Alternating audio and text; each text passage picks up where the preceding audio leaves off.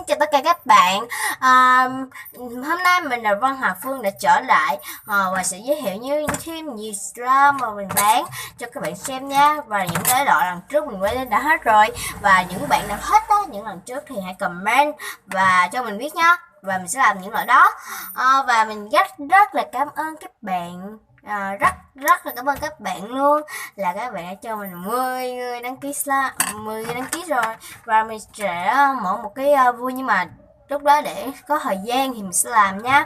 Ok, và hôm nay mình sẽ giới thiệu những cái vật mà mình sẽ bán sắp tới đây, là một cái đây là một cái rổ. Mình chưa có mua nhiều, mình rất là nhiều mốt luôn, mua để dress cái này rất là nhiều, nó rất là nhiều, như đây là mình đã nhiều khổ luôn, nhưng mà mình chưa có để vô hộp á, nên nó hơi như vậy đấy. Và mình để được như đây, là đây là cái đồ mà làm slime á, hơi tối với các bạn. Cái để cho giống như soi vậy đấy, rất là đẹp. Một bịch như vậy mình giá chỉ có là 1.000 thôi nha, 1k thôi nha, 1k thôi nha các bạn. Và còn một bịch như thế này là hai bịch 1.000 nha, 2 bịch 1.000 như đây nha mọi người. 2 bịch 1.000 thì rất là đã luôn. Và mình có bán những cái trâm rất là xinh. Trâm thì mình đã vô bọc như thế này. Hai cái này thì có giá là 2.000, còn này thì chỉ là 1.000. Nhiều loại trâm rất là đẹp luôn này các bạn, rất là nhiều luôn, mình đưa rất là nhiều. Và tiếp theo là hũ nha, hũ đi. Đây rất là nhiều hũ bự này thì giá là 2.000, hũ nhỏ thì mình bán giá là 1.000 nha.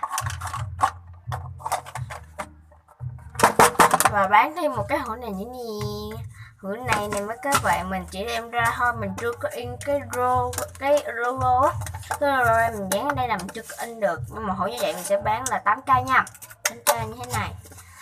Mình chưa có in cái logo, nhưng mà mốt mình sẽ đăng cái logo nha. Và còn một cái là mình muốn bán nữa, đó chính là không có trong nguyên slime, mình đang nhập lợi và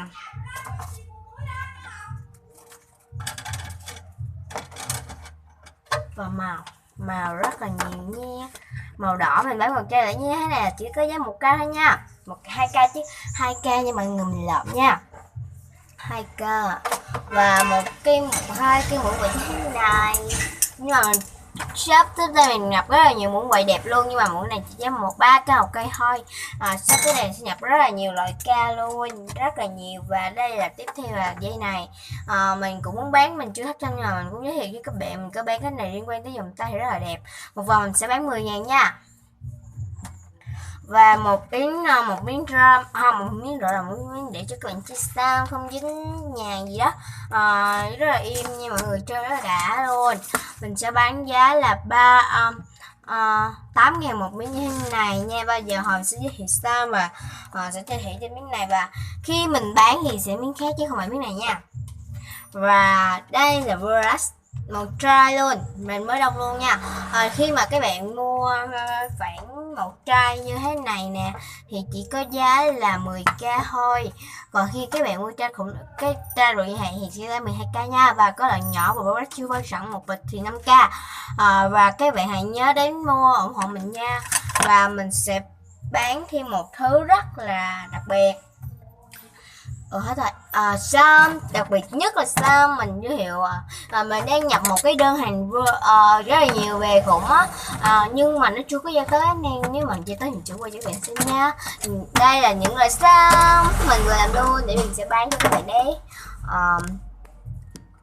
để mình sẽ làm bán cho các bạn đi, rất là thích luôn.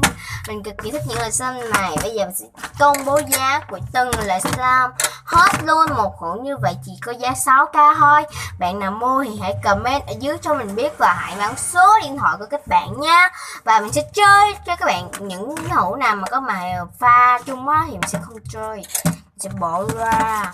Mình chơi những loại này nha các bạn. Mình chơi hũ màu xanh, màu hồng, màu đỏ nha. Ok, bây giờ sẽ chơi màu hồng trước. Nó rất là đẹp, Instagram. Đúng mà ram này các bạn.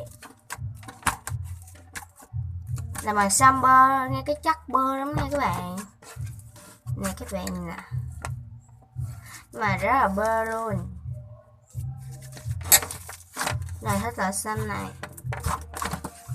rất là dẻo nha mọi người.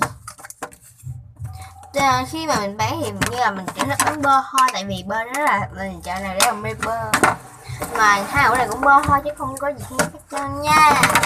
Và mình khi mà các bạn mua thì mình sẽ có một đơn đặt hàng, mình sẽ đưa vô đây nè, hoặc là đưa vô sổ trên đó đó, nhưng mà mình sẽ lấy xuống đây nè để cho những các bạn đặt cái gì đó. Và mình có bán bọc nữa nha, bọc để đựng đồ đấy. Khi mà mình nghĩ là các bạn cái tiệm thì có thể là mua, và những khi giao hàng sẽ tặng cho các bạn rất là nhiều luôn. Và khi giao hàng sẽ tặng các bạn kẹo, nhưng bây giờ mình hết rồi. Cái đợt hàng này trước thì có rất là nhiều bạn mua nên mình đã cho hết rồi. Và cái đợt này đi thì nếu bạn nào mua nha, mình sẽ vô phần của mình đấy, và các bạn chỉ comment nhé tên gì và địa chỉ ở đâu, và bạn địa chỉ ở đâu và số điện thoại của bạn, và để mình biết mình giao hàng nha. Các bạn hãy nhớ để ủng hộ mình nha. Các bạn hãy nhớ ủng hộ mình. Đây là những cái star mà mình sẽ bán cho đồ riêng tốt lên này, rất là đẹp đúng không các bạn? Rất là đẹp, các bạn hãy nhớ nha. Và ok, đã hết video rồi. Xin tạm biệt các bạn và hẹn gặp bạn các video khác nha.